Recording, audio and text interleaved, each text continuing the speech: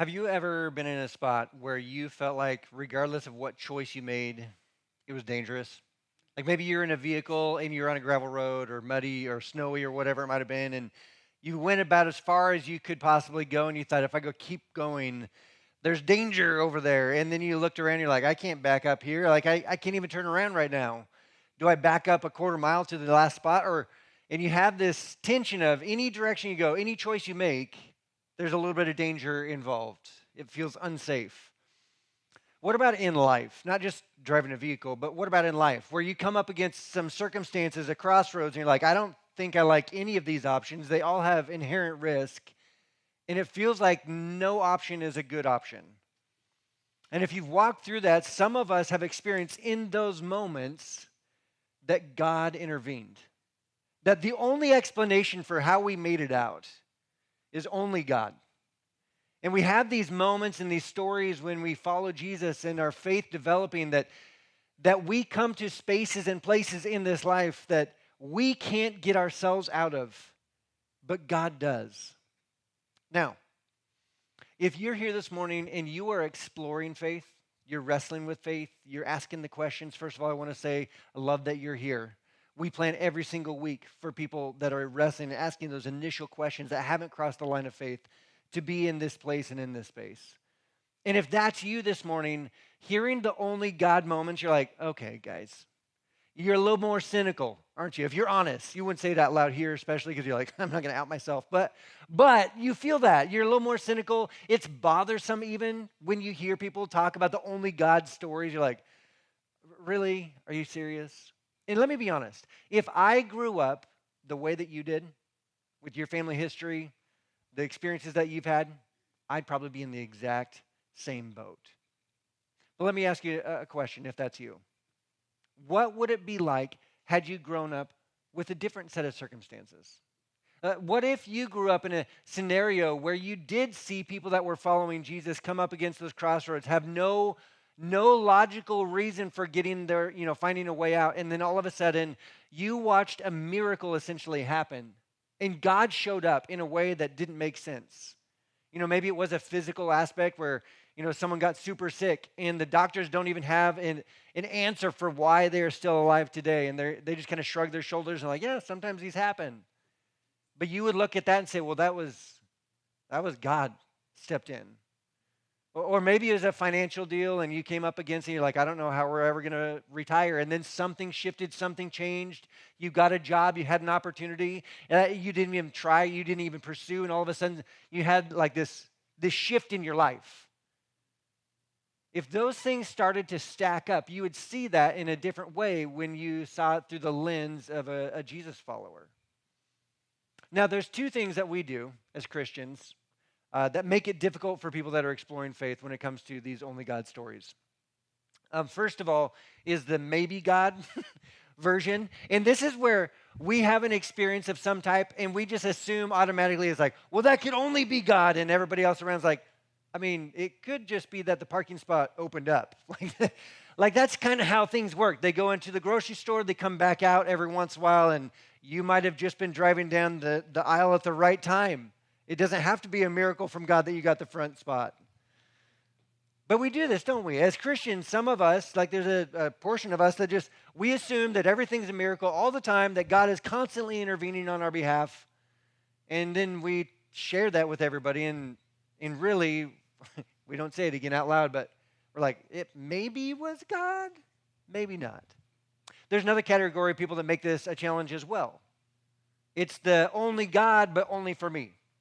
And these are people that have legitimate, honest miracles that have happened in their life.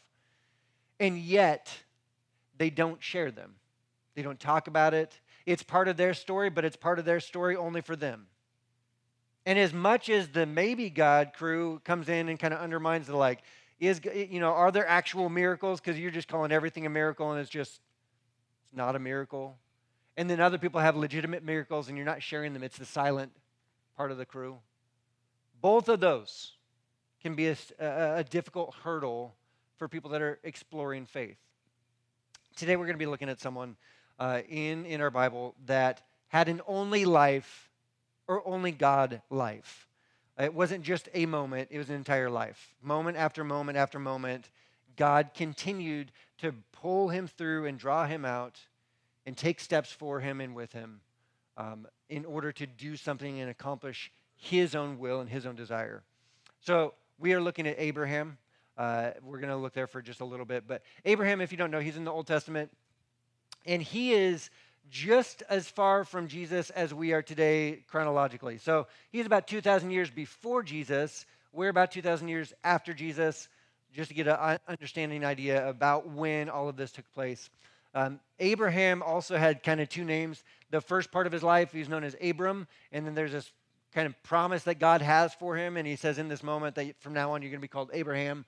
So Abram, Abraham, same guy.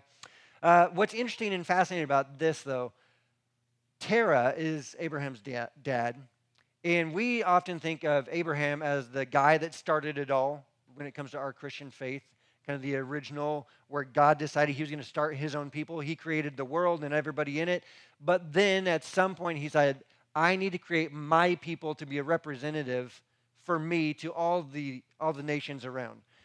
The way that he was going to do this was to start a people group with an individual. Now, we often think of Abraham with this.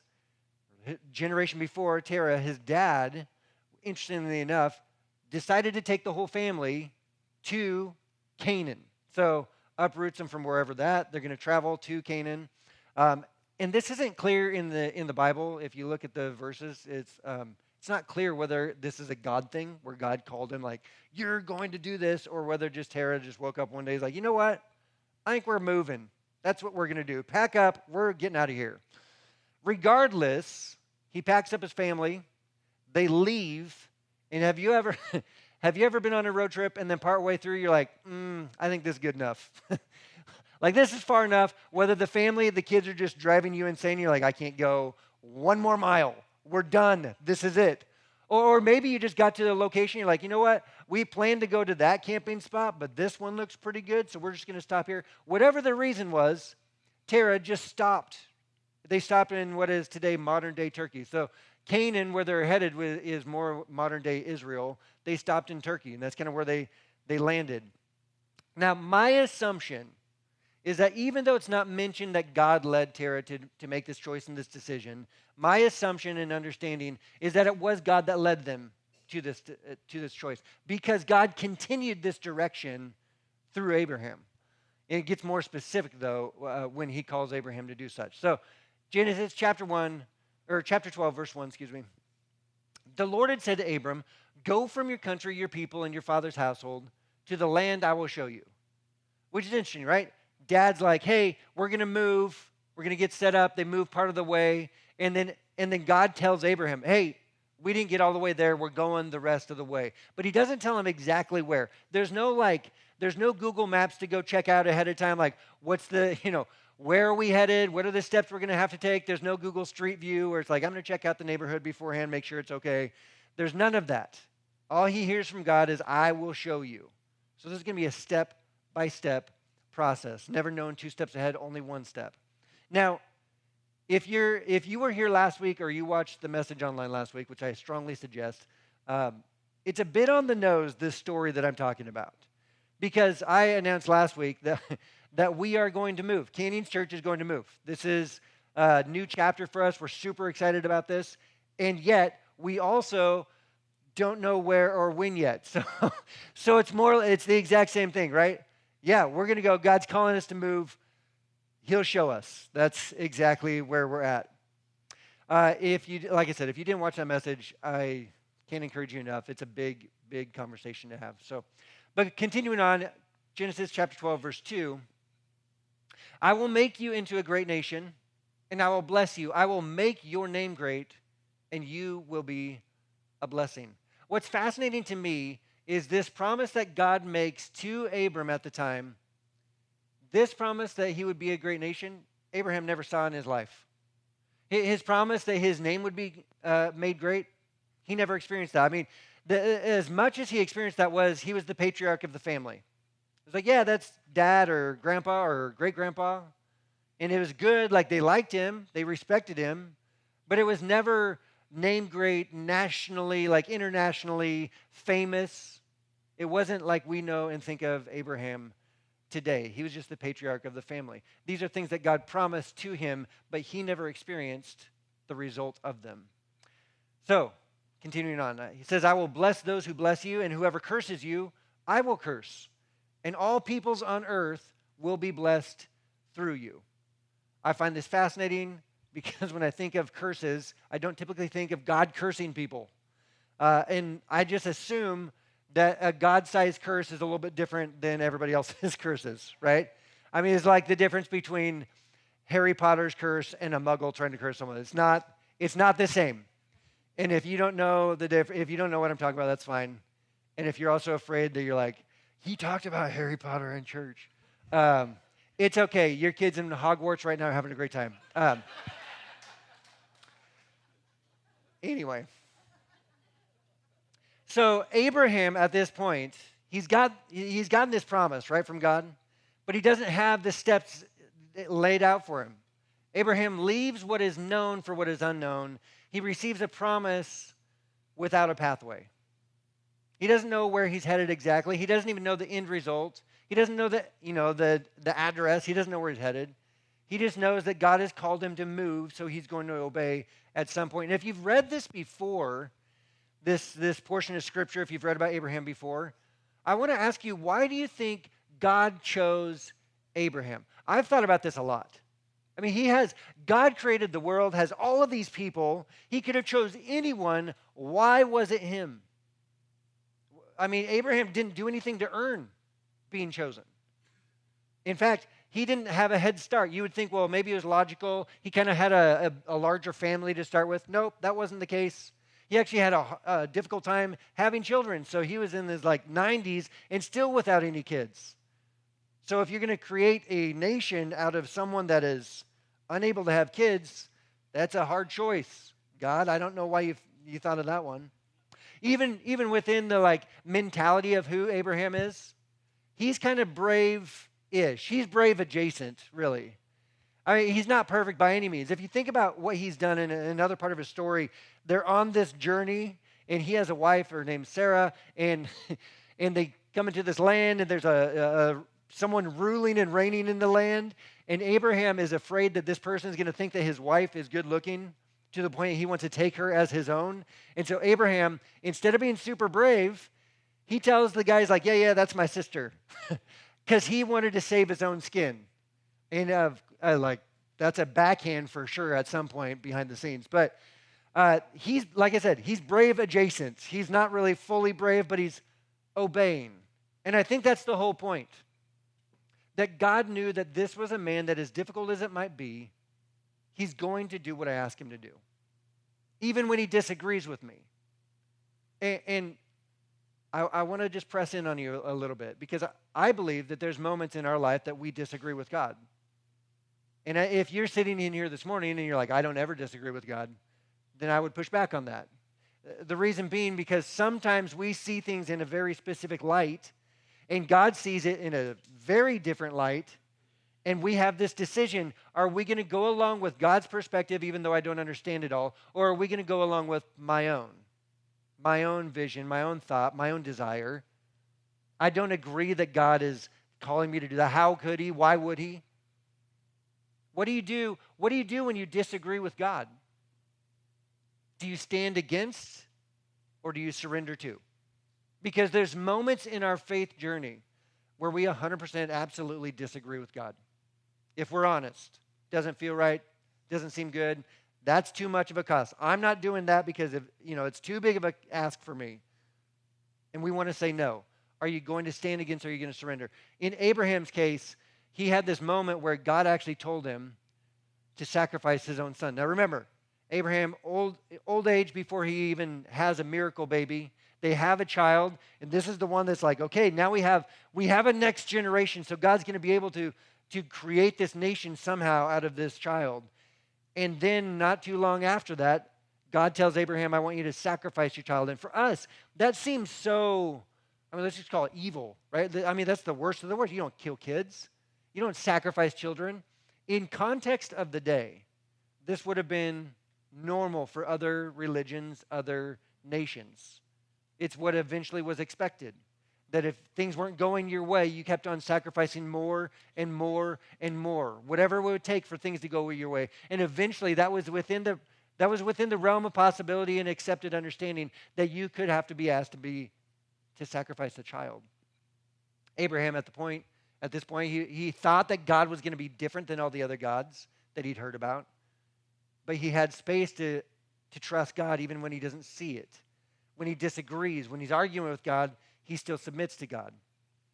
And if you know the rest of the story, God provides in that moment. He doesn't allow Abraham to sacrifice his own son, which I find fascinating because when God was in that moment, he didn't withhold sacrificing his own son on our behalf.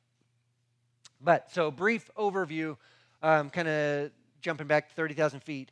So we have Abraham, who's really, he's known as kind of the father of our faith. He begins and starts it all. He is the one that God chooses to create his people from. His son Isaac is the one that was nearly sacrificed, but then, as much as God asked Abraham to sacrifice him, then God also saves him from the sacrifice. Isaac has a son Jacob. Jacob has 12 sons. One of them is Joseph. Jacob's name actually is one of those that changes partway through as well, and he eventually is known as Israel, if you can figure that out. Israel comes from Jacob. Jacob is the father of 12 sons that become the 12 tribes of the nation of Israel. So what's interesting about Joseph, though, all of these guys are living in Canaan. They'd made it to the promised land. They made it to the land that God had called Abraham to move to. They're not necessarily setting up shop. They're more, they're roaming around. They're largely nomadic at the time. So Joseph at this point, though, so we get through all the way down to Joseph, several generations later. And Joseph, if you know that story, he gets sold into slavery, moves all the way into Egypt, eventually gets into prison. It's a whole thing. You should read the Bible. It's fascinating. But he gets out of prison because he interprets a dream for Pharaoh. And then eventually, because he interprets the dream with some wisdom added, Pharaoh puts him as second in charge over all of the land. And at that point, Joseph brings his family back into his own protection because it's a famine at the time. And so Joseph meets his brothers up against, and instead of being upset with them, he invites them back in, embraces them as his own family. He's excited to see them. And so they live in the land of Egypt at this point, and they continue to have kids and kids and more kids and more kids, generation after generation. This small group of a family, it started with Abraham, through the line eventually starts to take the form of a people group, not just a family, but multiple families. And so we get to the spot where Egypt looks at this group of people that is multiplying quicker than they are, and they get afraid that they're going to overtake them eventually, so they put them into slavery. And again, if you know this story, God eventually raises up Moses to bring them out of slavery. And where do they go to? Where's the promised land? Back to Canaan, right? It wasn't the first time. It was the second time. They were going back to the land that Abraham was called to, that moved his family to, back home. Now, I find all this super fascinating. It's interesting how God works throughout this, that there's so many only God moments where he shows up, and there's a purpose that is not seen in the moment until hindsight. And then they look back and say, wow, God did that, not only for me, but through me on behalf of his own love for other people. He used me. That's incredible. There's a lead pastor conference that I go to every single year. It's usually in October. And it's with our network of churches, the Irresistible Church Network. Last year, there's an author, Jason Jaggard. And you ever walk into the room? Let's be honest. I walk into a room, and I immediately know I'm not the smartest one in there. It doesn't matter what room it is. It's like, yeah, I'm not the smartest guy in there. I'm just straight middle, and I'm happy with that. This guy, you walk into the room, and as soon as you hear him say one sentence, you're like, that's the guy. He's the smartest one. Everyone listen to that guy over there. So he's giving this talk. He's so smart. And I mean, listen to this. This is a freebie that I remember. He says, being wrong feels exactly like being right until you realize and discover that you're wrong. Which I'm like, oh, that is so good. Because I'm wrong a lot. And I feel just as confident and good about myself before I know that I'm wrong. I feel just as good like I'm right in this moment until I learn otherwise. But this is Jason.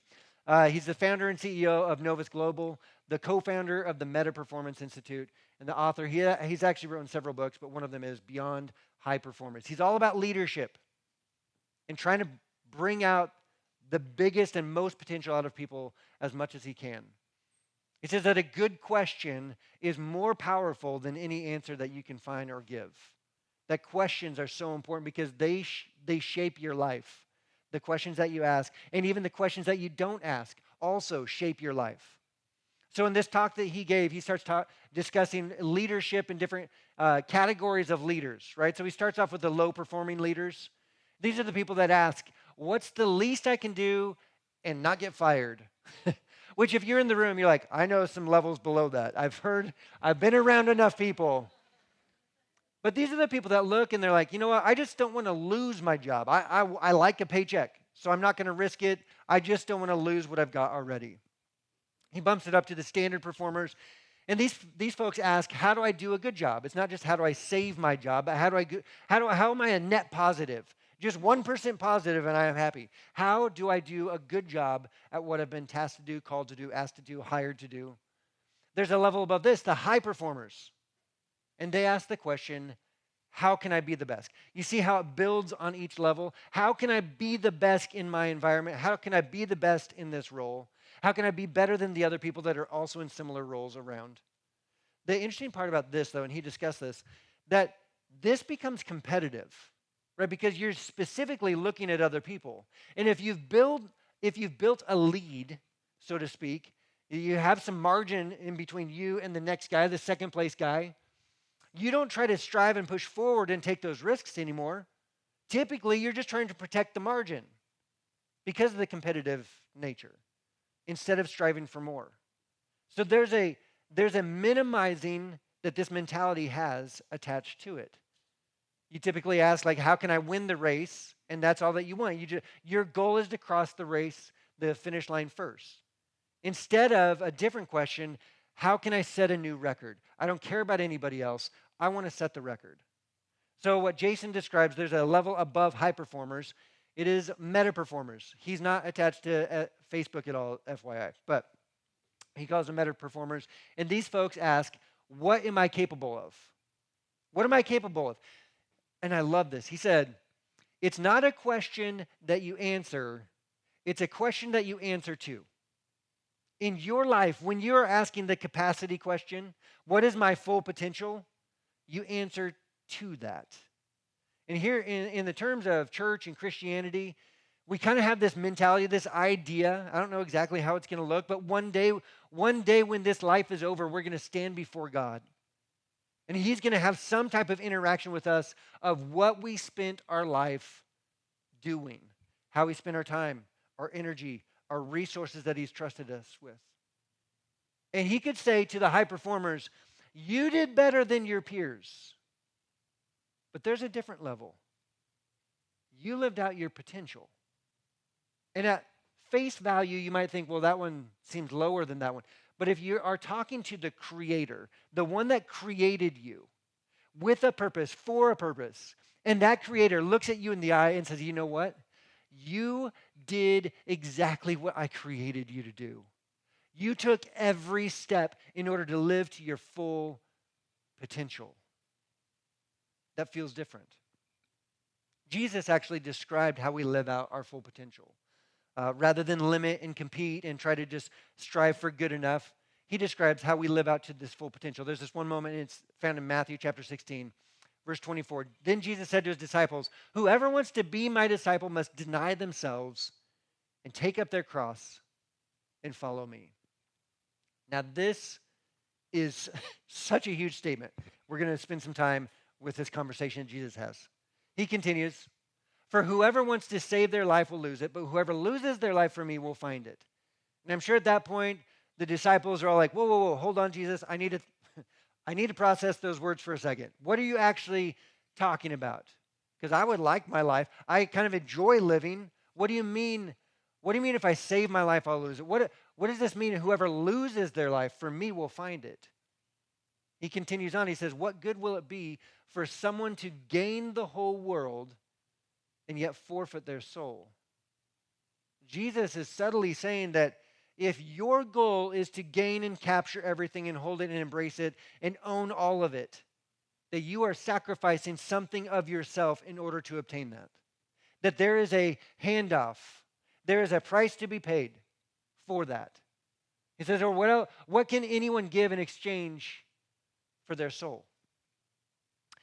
This is a huge, fascinating conversation because it's not just in Matthew. So if you're familiar with the Bible, we have Matthew, Mark, Luke, and John. Those are the first 4 books of the New Testament. All of those books are called the Gospels.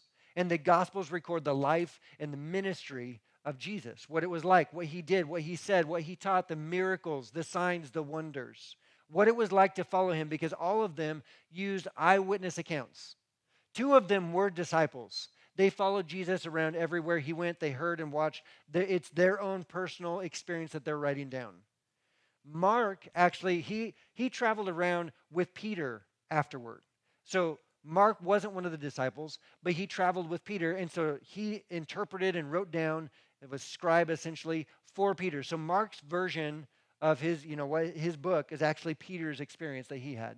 And then you also have Luke, who came around later. He wasn't a disciple, but he came around and he'd heard all these stories about Jesus. And he wanted to know, are they actually real? Are they actually true? Can I actually trust them?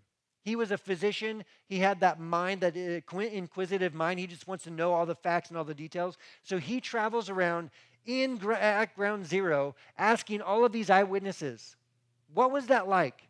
What were your experiences? Tell me what actually happened, because I've heard this story. Did that actually happen? You were there. What did you see? What did you experience? So we have, and John was also a disciple. So he was all of these people are sharing the same story, but from different angles. What's fascinating about this specific moment, 3 of the 4 included almost verbatim this conversation that he has. Another part that is really fascinating to me is Matthew records this, that it happened right after Jesus predicts his own death and resurrection.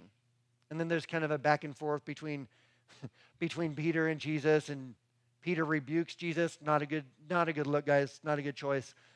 Jesus corrects him, right? But what's fascinating is after this happens, Jesus immediately, he's just said, I'm going to die. I'm going to be killed. And then he uses the cross to take up your cross as an illustration for what it looks like to follow Jesus. Now, when we think of the cross, we get the imagery, like we understand it, but we understand it from the aftermath, from hindsight. It's already happened. The original audience had no idea that when Jesus was saying, take up your cross daily, in Jesus' mind, in Jesus' heart, he knew, because I'm going to literally, physically take up a cross for you. So we look at this. We have it on earrings, necklaces, jewelry, T-shirts, tattoos. I mean, people that aren't even Christians, people that don't even go to church at all, people that don't have any faith whatsoever, you can find them with crosses on their bodies, which is wild to me. In the time that Jesus was walking around on the earth and teaching and showing these signs and wonders, people didn't wear crosses anywhere. It would have been morbid. I mean, it would have been sadistic, because this image is what people knew as the worst death sentence that anyone could have. And you want to wear that?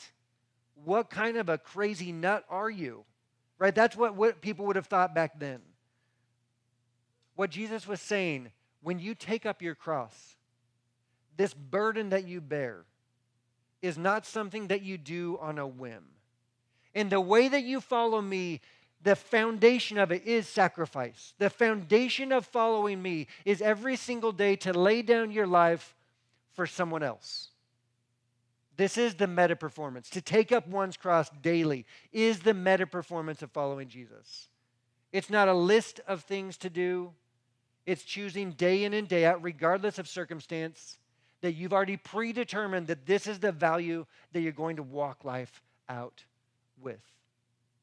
It's never, is that good enough? It's never competitive. Does that count? Are you watching God? Did you see what I just did? Did you hear it?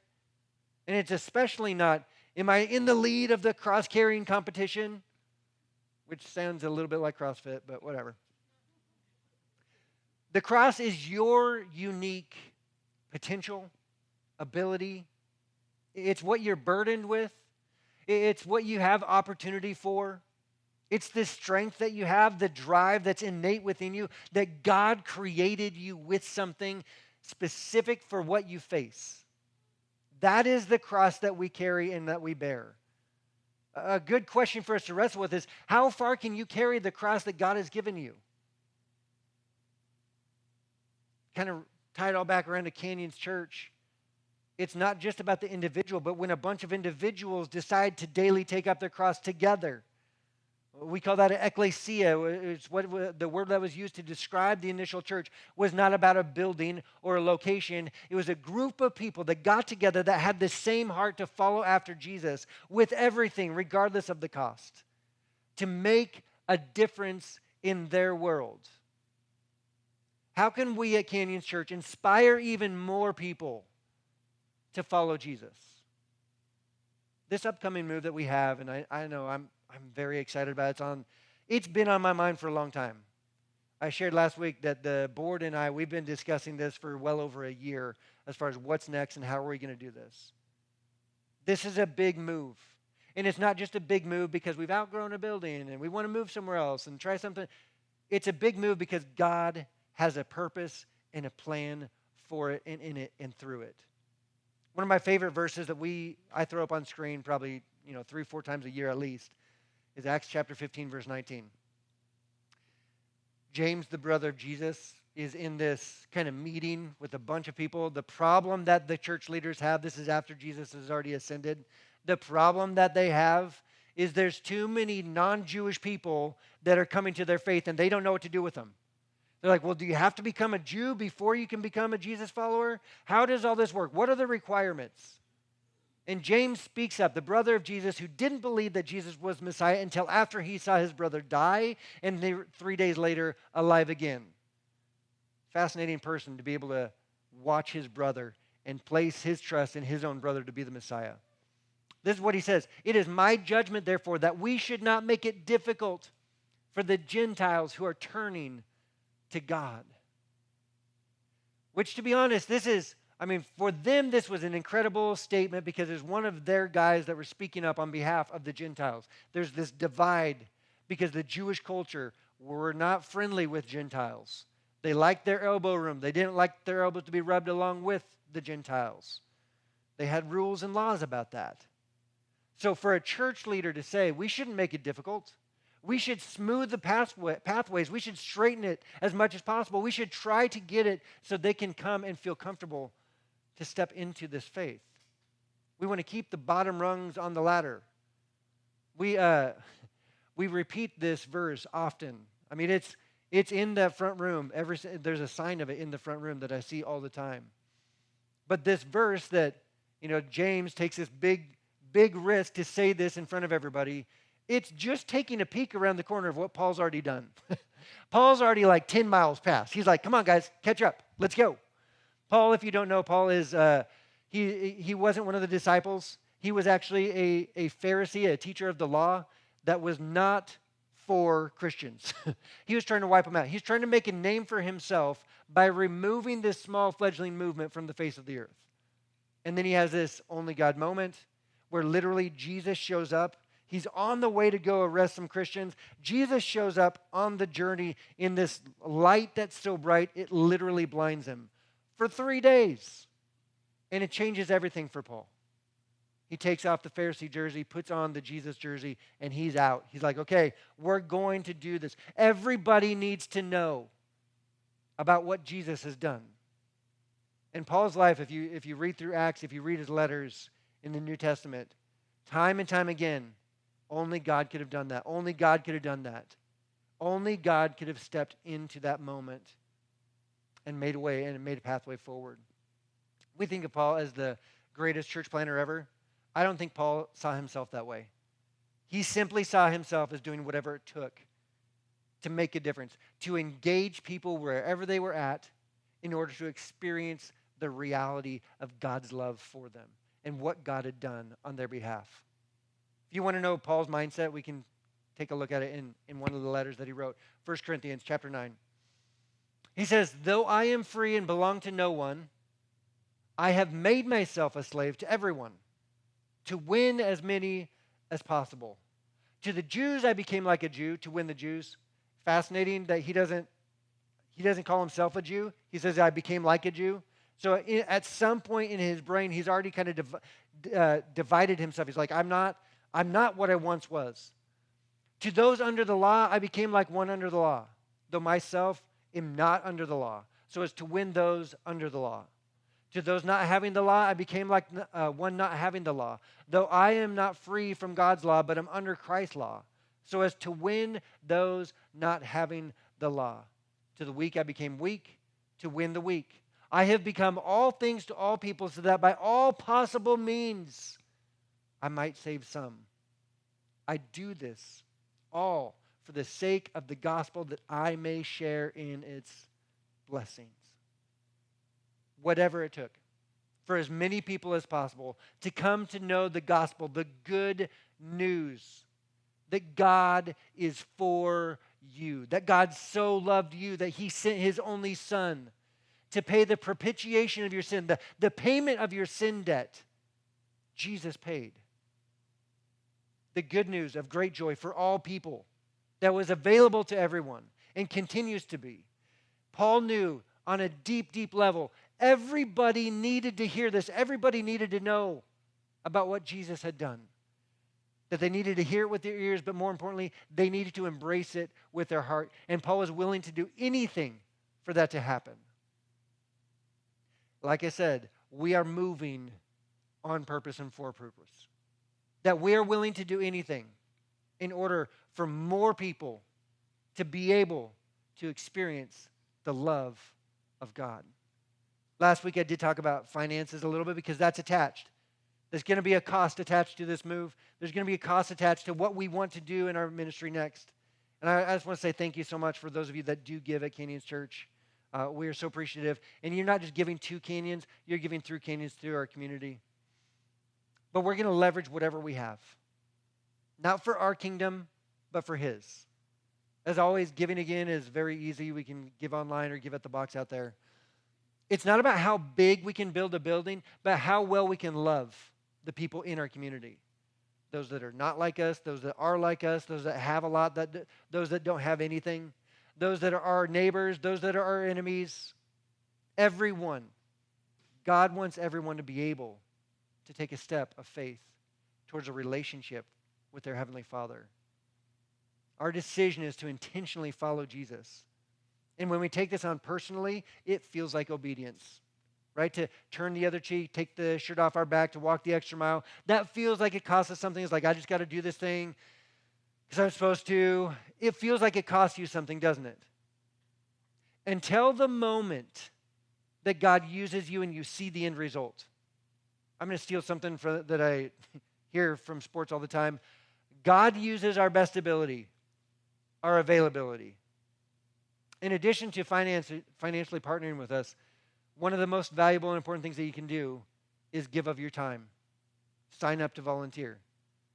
And when you do that, it feels like, okay, I got Sunday, I'm scheduled, I'm on the schedule, I got to do something, I got to show up, I got to, whatever role you're in, you got to do something. And it feels like obedience, it feels like discipline, it feels like you're just following through on a commitment that you made. Until the moment that you see a baptism and your name is in the story that is shared. That there are other Jordans around. That your ability to serve them, to prioritize them through Canyons Church has changed their life and their eternity forever. Now, we do have an incredible group of volunteers. It's amazing. Here's what I don't want. I know that when we move, that's going to increase the need for more volunteers. Our volunteers are so incredible, they're just going to immediately be like, well, I can do that too. I can add 2 or 3 things onto my plate that I'm already trying to do. I don't want that. I want to grow our volunteers, whether that's in production team back there that's helping, run the show and make sure that things happen, whether it's the band. We would love to have more people in our band. If you are musically inclined, please talk to us. Guest services, if you have a great smile and can tell someone, good morning, I'm glad that you're here, that might be the spot for you. Family ministries, I get it. That one's a big one. That feels like a lot because there's kids at stake, right? And you're like, I don't know if I have the answer for them when they ask the question. That's fine. That's okay. Because those are only God moments. When he shows up and uses you and shows you and allows you to take that next step, it makes all of the difference for someone that is taking a step of faith. So one of the quick and easy ways to do this, this QR code, same QR code that's on your seat backs in front of you, this is a quick, easy way to sign up. And on that, if you go to the website, it has several different options for you to choose. You could choose if the I'm New option actually talks about the newsletter. You can choose that as something that you can be a part of. I'll get to that in a second. But the reason why we want you to volunteer is because we want to do whatever it takes for another seat to be available for another Jordan to take a step of faith. That's the bottom line. So who is it in your life? Who do you have in your life that you know you've been praying for, you've been hoping for? You know that they need to be at a church. Maybe it's not this one. Maybe they're across the country, but you're praying that there's a church for them somewhere else. Guess what? There's some people in our community that have people that live somewhere else that are praying for them to find a church here. Who is it, though? Is it your neighbor, your coworker, your spouse? Is it your kids, your grandkids? Who is it? If you want to join in, I have a very simple solution. Scan this and start to participate with us. So this is the information update. Again, like I said, I really want you guys to reading my emails. I spend some time to make sure that they're decent most of the time. That's a joke. I have an editor. She makes sure. But here's the important part. It is hard to engage if you're uninformed. If you don't know what's going on, it's hard for you to participate in it. I tell you about all kinds of events that we got coming up. I make sure that is the first place for information to get to you, so you are informed, and that's an easier way to engage with us. Another aspect, like I talked about last week, is to give. That's how you participate with us here. Another way is to join in community, the small groups. We love that people that join in small group find a community of people that they can do life with. Lastly, and maybe, well, for sure it's not the least important, might be one of the most important things that you could do is invite someone to come along with you, to tell them that you have a seat beside you, regardless of what they're up against in life right now. There's a place and a space for them at Canyons Church, and you would love to sit with them. So, whatever that next step looks like, whatever your engagement here looks like, my challenge is that you would take a step of faith and also of engagement here in and through Canyons Church. Let me pray, and we'll get you guys out of here. Dear Heavenly Father, we are so grateful for everything that you do for us, that you are a good God. And even when life is not good, even when life is challenging and difficult, and we are given a set of circumstances that we didn't deserve, you will not leave us nor forsake us, and you bring the absolute right people around us to love on us, to care for us. God, I pray that our eyes would be open to the only God moments that you are offering to us. Lord, I pray that we would take a step of faith and learn how trustworthy you are, that we're not alone, that it's not just up to us, that we do have people in our lives that love us and care about us. God, I pray that you would give us the courage and the boldness to take those steps of faith, to actually follow you, not just by our words, but by our actions, that we would love other people even when it costs us, and especially when it costs us something. So, Lord, I pray that you would help us to take the next step of whatever that might look like. And I pray that we would be able to see how trustworthy you are in it. It's in Jesus' name that we pray. Amen.